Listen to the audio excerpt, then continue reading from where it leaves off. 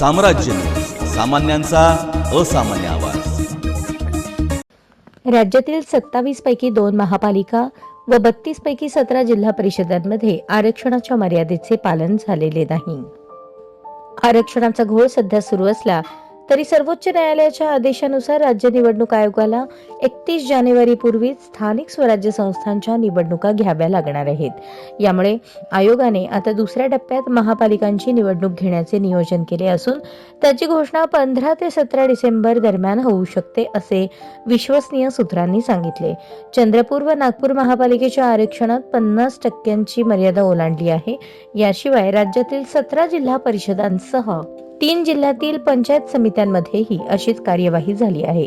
त्यावर सर्वोच्च न्यायालयाने आरक्षणाची मर्यादा ओलांडता येणार नाही, त्या स्थानिक स्वराज्य संस्थांच्या निवडणुका घेता येणार नाहीत असे आदेश दिले आहेत।